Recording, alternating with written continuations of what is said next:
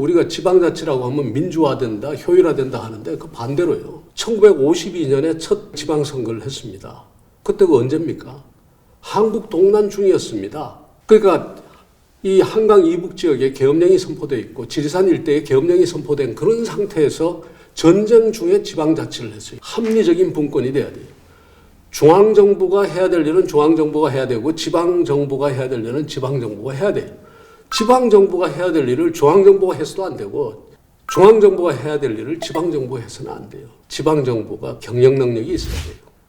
나름대로 새로운 상상력과 창의력을 가지고 새로운 의제를 발굴하고 그 지역사회를 발전시킬 수 있는 그런 상상력과 집행능력 이런 걸 다 갖춘 그런 정부가 돼야 돼요.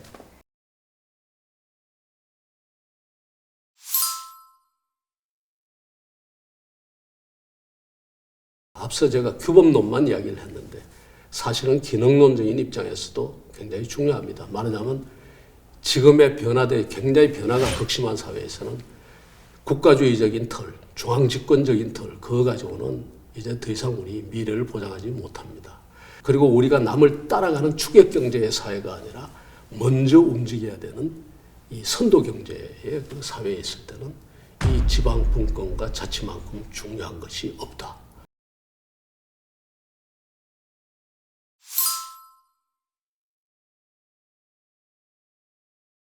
인류 역사를 뒤집어 보면은 시족사회, 부족사회, 부족국가 그러면서 근대 국가로 형성하는 과정에서 가장 작은 지역사회가 먼저였거든요.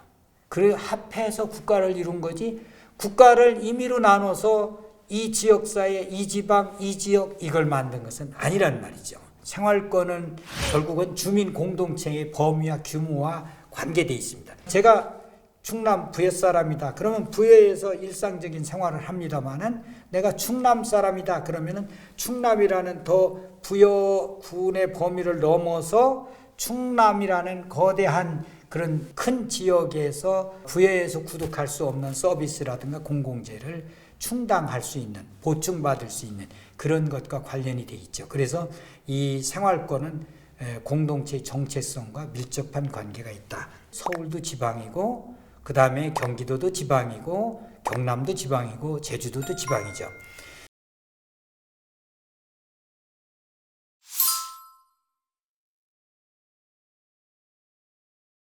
그런 공간 유전자는 바로 우리 국가의 발전 잠재력이기도 하고 그런 공간 유전자가 가장 잘 발현되는 곳이 지방이다. 결국 지방이 가지고 있는 공간 유전자를 어떻게 잘 활용하느냐에 따라서 국가 발전이 이제 결정이 된다는 거죠.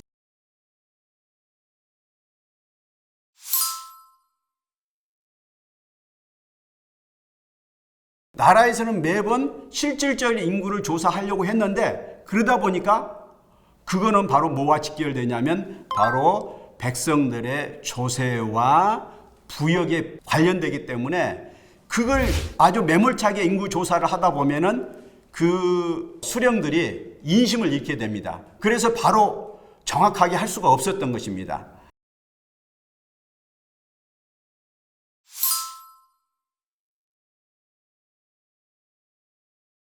정조 10년 1786년 탁지지에 기록된 그 수치를 보면 그때 호구 수는 170만 정도의 호수를 가지고 있었고 인구는 733만 명이었습니다.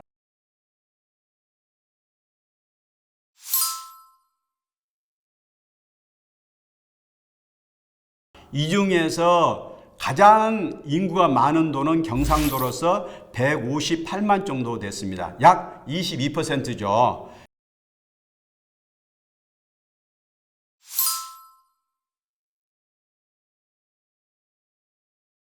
전답의 수량과 실태를 조사하는 것을 갖다가 양전이라고 합니다.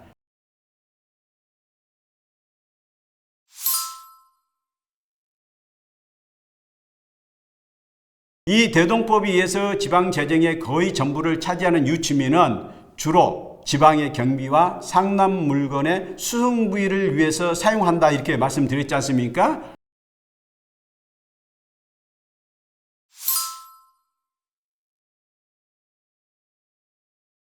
지방분권은 원심력으로 작용하고 중앙집권은 구심력으로 작용하는데 지방분권이 강한 원심력으로 작용할 때 우리는 분권국가다 이렇게 얘기를 하고 중앙으로 집중하려는 구심력이 강할 때 우리는 중앙집권국가다 이렇게 얘기를 하고요. 어떤 국가이든지 간에 100% 분권은 없습니다. 왜냐하면 그것은 소련이 붕괴돼서 여러 나라로 쪼개지는 국가의 해체를 의미하기 때문이고요. 또 어떤 나라도 100% 중앙 집권은 물리적으로 불가능합니다. 왜냐하면 중앙에서 모든 행정까지를 다 행사할 수가 없기 때문입니다.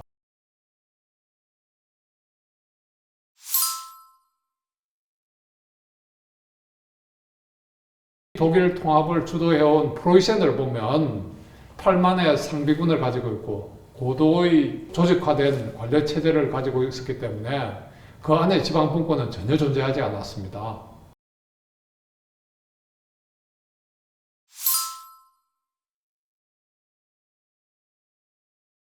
그 1291년에 이제 국가연합이죠. 스위스 국가연합이 형성된 이후로 각 지방에서 독자적으로 생활 문제를 해결해 왔고, 그 스위스 국가연합은 일종의 방위동맹이었죠. 외적의 침입에 대해서 공동으로 방위한다. 그리고 내부 사정에 대해서도 서로 연대해서 극복한다. 이런 그 일종의 상호 방위조약에 의한 동맹이다. 이렇게 이제 보면 되는데요. 이 내전까지 거치면서 결국 중앙정부의 권력을 강화시켜야 되는 세력이 이깁니다. 이건 왜냐하면 국민들이 지방 분권을 통해서 강력한 애국심, 또 자기 확신, 공동체 정신 이런 것을 함양해 왔기 때문에 나폴레옹의 무력에도 불구하고 끊임없이 저항을 하는 거죠. 이렇게 해서 1848년에 스위스 헌법이 제정이 되고 여기서는 칸톤의 독립성을 존중하고 또 그런과 동시에 그 전에 국가연합 때는 중앙정부가 거의 힘이 없고 재정도 거의 없었어요. 왜냐하면 그건 동맹체에 불과했으니까. 그래서 중앙정부의 권한도 어느 정도 강화하는, 그렇게 해서 중앙집권과 지방분권을 조화시키는 균형을 취하는 그런 헌법을 1848년에 제정을 하게 되죠.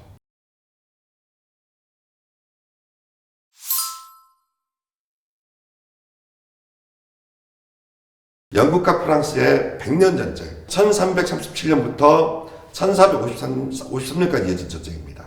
산업사에서는 토지, 노동, 자본이라는 생산 요소가 굉장히 중요했습니다.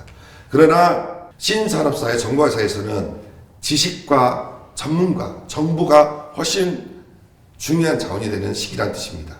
우리나라는 미국과 소련의 냉전 시장에서 분단되게 되는데 남한은 미국의 국가 운영 체제, 북쪽은 중국, 러시아의 영향을 받는 국가 운영 체제를 만들어지게 됩니다.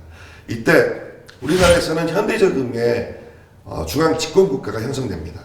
2차 계획에서는 화학, 철강, 기계공업으로 갑니다. 3차에서는 다시 현재 우리가 굉장히 강점을 가지고 있는 중화공업 분야로 갑니다.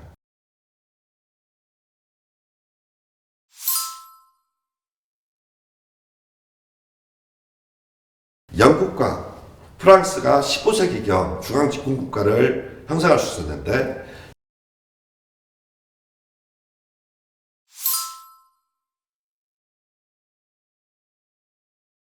이걸 구체적으로 살펴보면 우선 세계화는 국경 없는 경제 활동이 이제 이루어지고 있죠.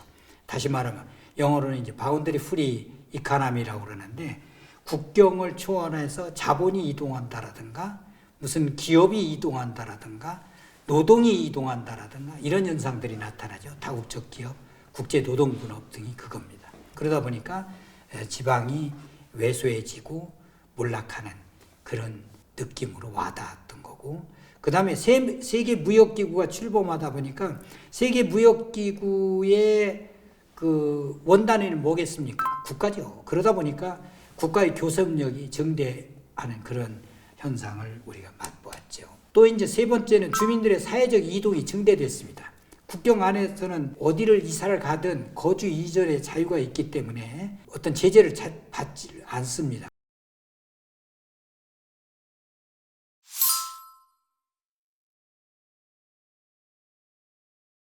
지방 부흥을 하기 위해서 산업화 및 공업단지를 건설했던 걸 들 수 있어요. 지방 부흥 정책에서 빼놓을 수 없는 게 수도 이전 문제예요. 그 지방 부흥 역사에서 우리가 반드시 검토해야 될 사항은 고속도로 및 사회 간접 자원 구축입니다.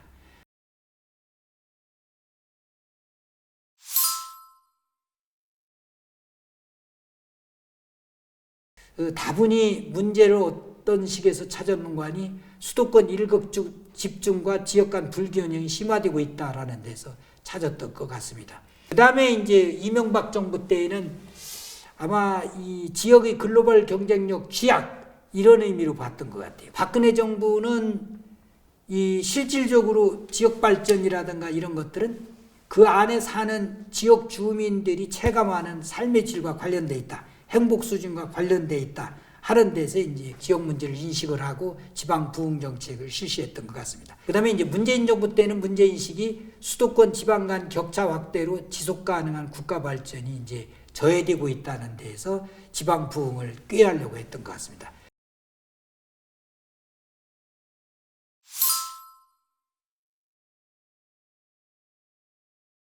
사실 뭐 지방 소멸은 그 학문적인 용어가 아니고 그냥 그 언론에서 나온 얘기이기도 한데요. 이 지방 소멸이라는 말은 그 마스다 히로야의 그 지방 소멸이라는 그 책이 나오고 나서부터 일본에서 이제 그 선풍적으로 많은 사람들이 이렇게 경각심을 가지게 되었고요. 그래서 이제 지방 소멸이라는 것은 지역의 인구가 줄어들어 가지고 그 공동체가 기능을 제대로 할 수 없는 상태를 지방 소멸이라고 이렇게 하겠습니다. 그래서 일본에서는 주로 한 3단계 정도로 이렇게 구분을 하고 있는데요.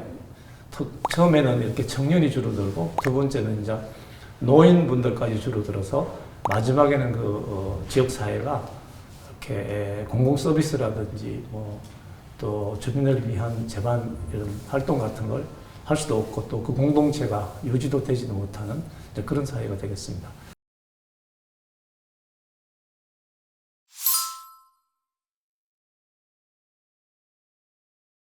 지방 소멸 문제는 그 지역 자체의 문제로 끝나는 게 아니라 연계적으로 수도권의 소멸 문제. 그래서 점차 나아가서는 우리나라 전국의 소멸을 이제 가져오는 이런 상황이 되는 거죠. 일본이 우리보다 20년 앞서서 소멸을 겪고 있고 고령화를 겪고 있다고 얘기를 하지만은 일본은 1.0 이하보다도 낮지 않습니다. 일본을 보면은 일본은 지방대학이 살아있거든요. 2021년 말에 인구는 50.4%를 차지하고 있거든요.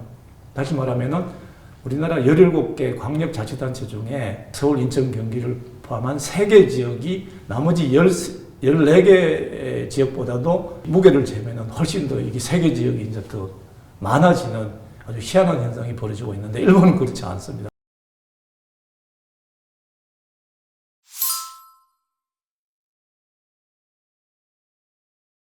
(75%는) 지역의 매력을 만들어가지고 사회적 이동을 방지하는, 그래서 그 지방 소멸 지역에서 인구가 떠나가지 않게 하고 지방 소멸 지역으로 인구가 다시 오게 하는 이런 그 정책을 펴고 있습니다. 펴고 있고, 청년을 대상으로 한 저출산 정책은 기껏 25%밖에 안 되고요. 저출산 대응 정책이 출산 일변도로 해서는 안 된다는 거죠. 물론 이제 그걸 아까 제가 말씀드렸다시피 관악구라든지 강남구라든지 뭐 아주 출산율이 낮은 지역에는 출산율 하는 게 일부 맞을 수도 있고, 반대로 이제 이런 지방 소멸 지역들에서는 출산율 대응 정책으로 해서는 안 된다는 거죠. 우리나라는 그 희한하게 아시다시피 작년에 그 합계 출산율이 0.82 정도 되고요. 지금 0.76하고 뭐 8도 무너졌다고 이렇게 얘기를 하고 있는데, 이게 OECD 그 정상국가 혹은 뭐 세계 정상국가에서는 도저히 일어날 수 없는 상황입니다. 우리 뭐 5도 2촌 하듯이 그런 그 소멸 지역들에 그 이렇게 오게 한다든지 뭐 인연을 맺게 한다든지 이런 식으로 해가지고 생활 인구를, 거주 인구가 아니라 생활 인구를 창출해서 그 지역에 이제 소득도 창출하고 이런 그 전략이 되겠습니다. 그래서